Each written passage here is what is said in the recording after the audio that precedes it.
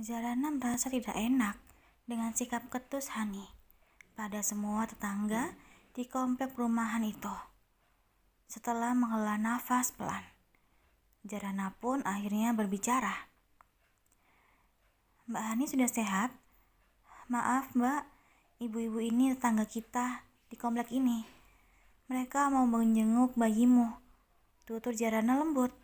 Ia tak ingin para tetangga melihat keributan di rumah itu. "Han, ingat kata dokter, kamu harus jaga diri baik-baik. Jangan emosi. Lebih baik sekarang kita langsung ke kamar istirahat." Darren berbisik lirih di dekat telinga Hani. Darren khawatir Hani akan mengatakan hal yang tidak-tidak di hadapan semua tamu. "Tolong ya, jangan ada pegang-pegang anakku. Silakan saja kalau mau cuma lihat. Tapi jangan dicolek. Takutnya bawa kuman atau virus," tutur Hani lagi. "Mbak Hani jangan khawatir. Ada aku yang jagain bayi Mbak," timpal Zarana. Hani tak menjawab. Ia langsung mengajak Darren untuk masuk ke dalam kamar. Bahkan para tamu pun sampai melongo melihat kelakuan Hani yang tidak menyapa mereka sedikit pun.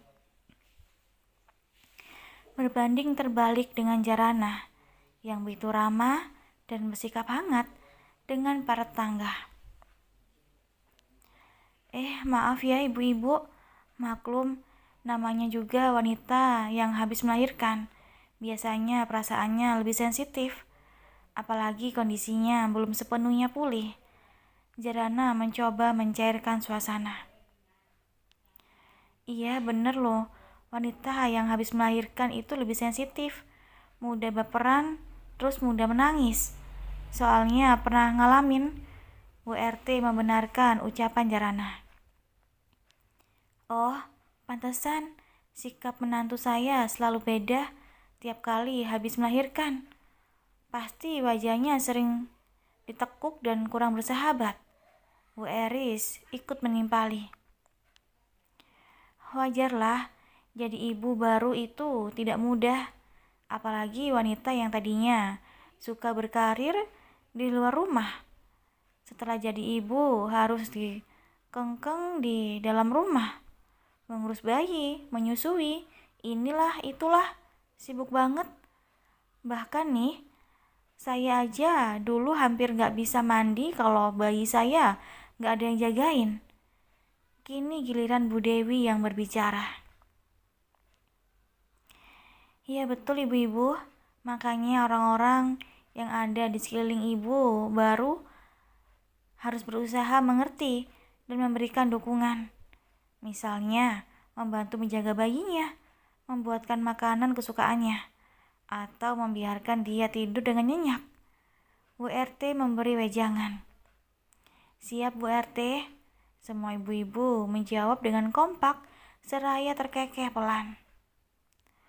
"Silakan diminum ibu-ibu," tawar Zarana saat Bu Darmi datang dengan membawa beberapa gelas air minum dalam nampan.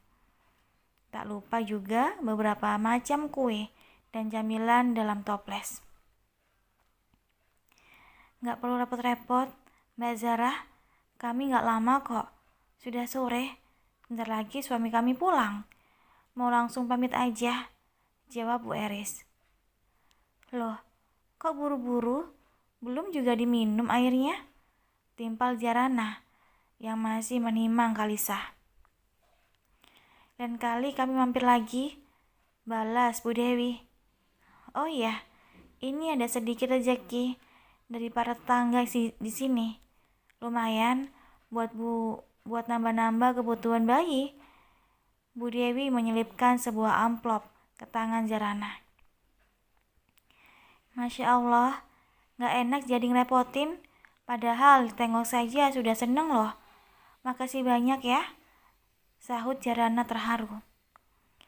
"Sama-sama, kita kan tetangga. Harus saling tolong-menolong, harus saling bantu," timpal Bu RT.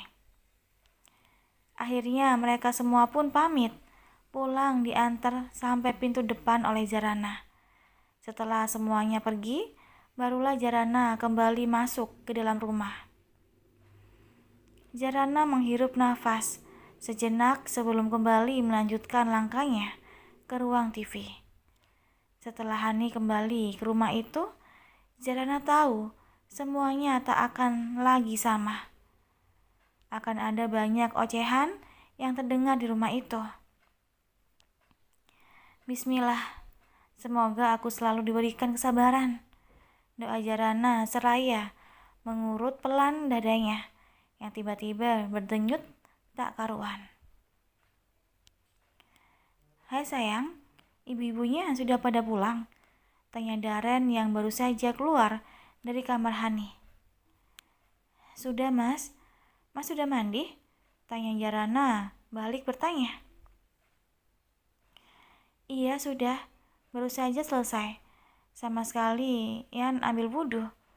Sebentar lagi masuk waktu maghrib soalnya, jawab Daren. Jarana melirik jam dinding bulat yang menempel di dinding. Sudah hampir pukul 6. Syukurlah, kalau gitu tolong temenin dulu bayinya ya mas. Zara mau masak dulu, tadi belum sempat masak karena keburu ada tamu. Daren mengangguk. Mas juga kangen banget sama baby Zara? Daren berkata lirih, seraya mengusap pelan pipi mungil sang bayi dengan punggung jarinya. Jangan bilang gitu mas, gak enak kalau kedengeran Mbak Hani, protes Zara. Dia mengerti, dia juga seorang wanita. Tentu saja tidak akan terima jika nama wanita lain justru disematkan kepada anaknya. Daren mengangguk. Nama panggilan itu khusus pada saat kita berdua, timpal Daren. Oh iya, masaknya yang simpel aja ya, biar gak repot dan menghabiskan banyak waktu, sambung Daren. Gak repot kok mas, ayam tinggal goreng, ambil dari kulkas, kan sudah dipakai bumbu. Kangkung juga sudah dipotong-potong sebelum masuk kulkas. Jadi sekarang tinggal langsung ditumis. Insya Allah gak nyampe setengah jam. Setelah sholat maghrib, kita bisa langsung makan, jawab Jarana, seraya berlalu ke dapur untuk memasak. Sementara Daren menemani Kalisa di ruang TV, memandangi wajah imut sang bayi, mencium tangan kecilnya, membenarkan penutup kepalanya yang sebenarnya tidak kenapa-kenapa. Daren hanya bingung apa yang harus dilakukannya pada sang bayi. Daren menoleh saat pintu kamar Hani berderit. Ternyata Hani keluar kamar dan sedang berjalan menuju kepadanya. Tidur ya mas? Tanya Hani seraya duduk di samping Kalisa yang terlelap dan tak terganggu dengan keberadaan mereka berdua. Daren mengangguk. Mau coba gendong? Jawab Daren menatap mata Hani. Hani menatap bayinya sekilas, kemudian menggeleng pelan. Aku takut menyakitinya. Padahal dalam hatinya, Hani ingin menggendong bayi yang dikandungnya selama 9 bulan itu. Ingin mendekapnya erat, lalu menciumi seluruh tubuhnya. Sayangnya, Hani tidak mempunyai keberanian yang cukup untuk melakukannya. Bayi itu terlalu rapuh, sekedar untuk dijadikan percobaan, pikir Hani. Padahal, jika dilakukan dengan benar, semuanya akan baik-baik saja. Oh ya, besok kita harus udah mulai mempersiapkan acara akikoh untuk Kalisa. Kita putuskan siapa saja yang akan diundang. Ustadznya siapa? Konsumsinya apa saja? Tutur Daren. Kamu atur aja semuanya mas. Aku gak ngerti masalah gituan. Lagian kan kondisi aku belum sepenuhnya pulih. Ajak aja istri mas yang udik itu berunding, jawab Hani tanpa memfilter perkataannya. Kamu jangan panggil Jarana dengan panggilan gitu dong. Gak enak kalau dia dengar. Lagi pula dia itu kakak madumu.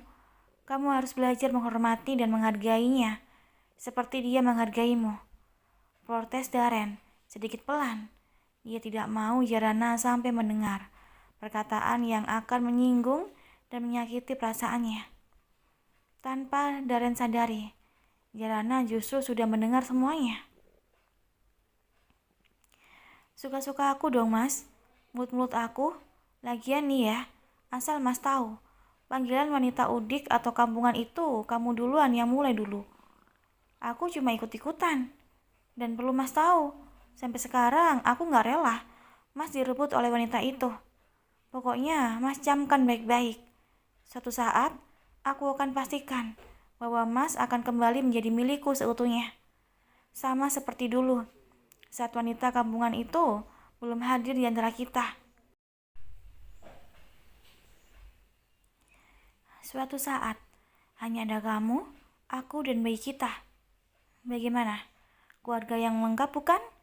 Hani tersenyum menyeringai. Jarana yang masih mendengarkan hanya bisa membekap mulutnya agar suara tangis yang mulai keluar dari mulutnya tak sampai pecah. Hati Jarana hancur, bagai dirobek. Madu yang selama ini berusaha ia terima dengan ikhlas keberadaannya, ternyata masih tak kunjung menyukainya. Padahal Jarana sudah berusaha berbuat baik semaksimal mungkin. Bukan hanya padanya, tapi juga pada anaknya.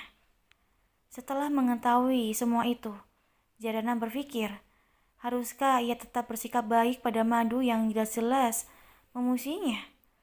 Atau mungkin Jarana harus mundur pelan-pelan dari kehidupan Darren yang sudah lengkap, bahkan tanpa dirinya. Kaki Jarana mundur perlahan, tubuhnya terbalik. Ia kembali ke dapur dan terduduk lemas di kursi meja makan. Air matanya masih mengalir deras dari kedua sudut kelopaknya. Hatinya masih terguncang. Tubuhnya sedikit gemetar karena dahsyatnya rasa sakit yang ia rasakan. Mbak Zara kenapa? Mbok Darmi tiba-tiba duduk di kursi sebelahnya, mengusap pelan punggung sang majikan yang terasa keluarga sendiri. Jarana menyusut kedua pipinya yang masih basah dengan punggung tangan, lalu tersenyum seraya menatap mata Mbok Darmi. Gak apa-apa Mbok, elak Jarana. Mbok Darmi tersenyum kecil. Mbok tahu, tak mudah Mbak Jarana melewati semua ini. Berat pasti, tapi kuncinya satu, ikhlas. Pasrahkan semuanya pada Gusti Allah. Biarlah ada orang yang bersikap jahat dan kurang baik pada kita. Itu hak mereka. Tugas kita hanya berusaha bersikap baik pada siapapun. Niatkan karena Allah. Tak selamanya kejahatan harus dibalas dengan kejahatan. Kata-kata bijak Mbok Darmi terasa hangat mengalir ke sanubari Jarana yang memang sedang terluka. Nasihat itu bak air yang mengalir di gurun pasir yang tandus menyejukkan. Mbok benar. Terima kasih banyak ya Mbok. Insya Allah Jarana akan tetap berusaha ikhlas. Ujar Jarana terdengar tulus. Lebih baik sekarang Mbak Jarana sholat dulu. Mbok sudah selesai. Biar Mbok siapkan piring untuk makan malamnya. Timpal Mbok Darmi yang diikuti anggukan kepala Jarana. Malam ini Jarana kembali tidur di kamarnya seorang diri. Darren membawa Kalisa tidur di kamar Hani atas permintaan Hani. Meski Jarana seringkali terbangun karena mengingat Kalisa, namun Jarana menanamkan dalam hatinya bahwa Kalisa baik-baik saja bersama ibu dan ayahnya. Hingga Jarana bisa kembali terlelap, bahkan hingga azan subuh berkumandang. Mas kusut banget? Tanya Jarana saat mereka berpapasan di dapur. Jarana akan bersiap memasak untuk sarapan, sedangkan Daren membuatkan teh manis untuk Ani. Iya, semalaman Mas kurang tidur. Kalisa sering menangis dan terbangun. Beberapa kali Mas buatkan susu, lalu memberikannya. Setelah susunya habis, bukannya tidur lagi, malah nangis lagi. Jadinya Mas harus sering menimangnya. Keluh Daren. Jarana tersenyum simpul. Wajar, namanya juga bayi. Mas antar ini dulu ke Hani. Daren menunjuk secangkir teh melati di tangannya. Jarana pun mengangguk. Daren lalu berjalan ke kamar. Sementara Jarana membuka kulkas, memindai isi yang ada di dalamnya, menimbang-nimbang apa yang akan dimasaknya pagi ini, hingga matanya menangkap seikat sawi yang sangat hijau. Jarana mengambilnya, lalu memotongnya. Mbok Darmi yang baru selesai menggiling pakaian di mesin cuci datang mengambil Jarana. Masak apa mbak? Tanya Mbok Darmi. Tumis sawi campur toge mbok. Kita bikin pergedel juga ya. Bisa tolong rebus kentangnya? Pinta Jarana sopan. Siap mbak. Mbok Darmi pun langsung mengambil beberapa buah kentang berukuran besar, membelahnya menjadi 2, kemudian mengukusnya. Semalam tidur ya mbak? Kan gak digangguin bayi? Mbok Darmi bertanya, seraya mengulek bumbu untuk campuran perkedel. Enggak mbok, malah inget mulu. Benar aja, kata Mas Daren bayinya nangis dan bangun terus, jawab Jarana. Waduh, kasihan dong Den Daren kurang tidur. Tapi gak apa-apa sih, resiko punya bayi. Biar tahu repotnya punya anak itu seperti apa. Bener kan mbak? Mbok Darmi menatap Jarana, meminta pendapatnya. Benar sekali mbok, tugas orang tua kan memang merawat anaknya. Selain itu juga mendidiknya, terutama dengan ilmu agama. Jarana menambahkan. Berat ya mbak, sebenarnya jadi orang tua itu amanah yang diembannya begitu tinggi. Pertanggungjawaban di akhirat maksudnya. Mbok Darmi menjelaskan maksudnya. Iya mbok, makanya pahala yang dijanjikan juga besar. Karena jadi orang tua itu membutuhkan kesabaran yang luar biasa. Dan saking beratnya tugas dan pengorbanan orang tua, Allah pun memberikan predikat istimewa bagi mereka. Bukan begitu mbok? Kini giliran Jarana yang meminta pendapat Mbok Darmi. Kedua wanita berbeda generasi itu memang senang bertukar pikiran tentang apa saja. Betul itu mbak, bahkan seorang ibu itu derajatnya begitu tinggi di sisi Allah, sampai-sampai surga saja diletakkan di telapak kakinya. Saking besarnya pengorbanan seorang ibu, berjuang bertaruh nyawa demi anak. Maka dari itu, berbicara saja sudah dilarang oleh agama.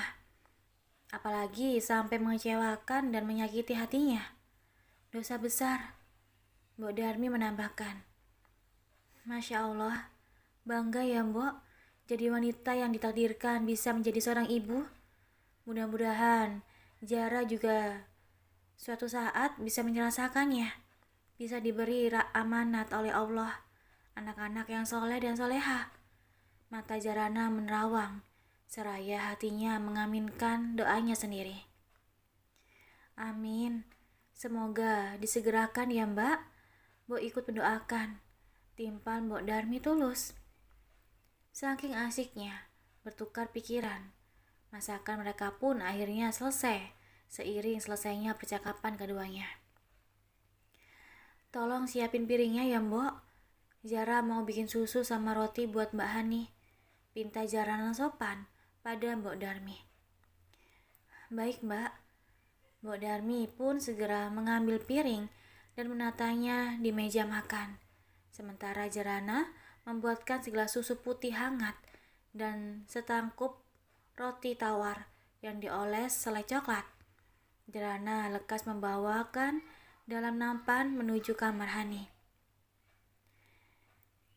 Di depan pintu kamar Hani yang tertutup rapat, Jarana berdiri sejenak, menghirup nafas dalam-dalam, lalu mengembuskannya perlahan untuk mengurai rasa grogi dan canggung yang begitu menyergap dada. Jarana juga masih mengingat dengan jelas perkaranya Hani kemarin. Namun Jarana berusaha ikhlas. Ia hanya ingin Hani segera pulih dan sehat seperti sedia kala. Apalagi sampai bisa merawat dan menyusui bayinya. Setelah jantungnya sedikit tenang, Jarana pun akhirnya memberanikan diri mengetuk pintu kamar itu. Untuk sejenak, pintu itu masih saja tertutup.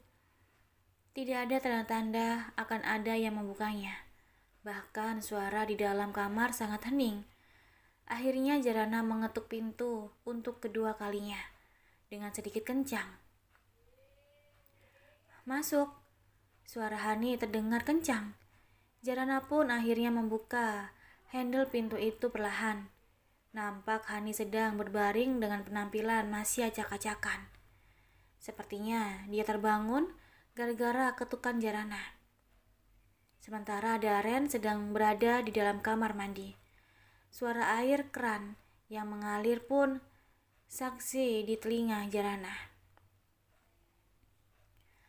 Maaf mengganggu, Mbak. Aku pikir Mbak udah bangun. Tutur Jarana lembut. Cuma mau nganter sarapan, mumpung susunya masih hangat. Bagus loh, Mbak, untuk yang di dalam sana penyembuhan. Jarana menyimpan nampan itu di atas nakas, di samping ranjang. Hani tak menjawab apa-apa. Ia hanya memutar bola mata malas. Meski tak dapat dipungkiri, perutnya memang sudah lapar dan minta untuk segera diisi. Segelas susu dan roti tawar memang menjadi favorit Hani di pagi hari. Jarana melirik Kalista yang sedang tidur di dalam box bayi. Bayi perempuan cantik itu sempat bergerak sedikit saat mendengar suara derap langkah kaki Jarana. Namun sesaat ia kembali terbuai dalam tidurnya. Wajar saja, semalam Kaliska kurang tidur karena sering kali terbangun. Daren pun tak sampai hati untuk membangunkan Jarana. Kalau begitu, aku keluar dulu ya, Mbak. Kalau perlu apa-apa, panggil saja, ujar Jarana pada Hani. Ia kembali melirik bayi mungil itu. Rasa rindu karena tidak bertemu semalaman membuat Jarana ingin menimang bayi dengan bulu mata lentik itu. Baru saja Jarana melangkah untuk keluar dari kamar Hani, Kalista menangis kencang. Langkah Jarana pun terhenti, ingin mengambil Kalista, tapi ia segan pada Hani. Hani yang notaben belum bisa menggendong putrinya itu kebingungan untuk mendiamkan Kalista. Ditambah kepalanya yang masih sedikit pusing akibat baru bangun tidur. Bawa saja keluar. Tita Hani ketus. Ia tak punya pilihan lain selain meminta tolong pada Jarana. Jarana kebingungan. Mbak ngomong sama aku. Jarana menunjuk diri sendiri. Iyalah, siapa lagi? Emang ada orang lain di kamar ini? Jawab Hani.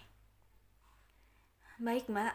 Dengan senang hati Jarana mengambil Kalista dari box bayi, membawanya keluar kamar, lalu mencium pipi bayi itu dengan lembut. Bunda kangen banget sama kamu, sayang. Lirih Jarana, seraya menghirup aroma khas bayi yang begitu didambakannya. Baru semalam, Jarana tidak bertemu dengan Kalista, tapi dia sudah didera rasa rindu yang hebat. Jarana tidak bisa membayangkan Andai suatu saat Hani membawa Kalista pergi dari rumah itu, entah karena pindah atau karena hal lain. Oleh sebab itulah, Zarana berusaha agar Hani tetap bisa nyaman tinggal di rumah itu.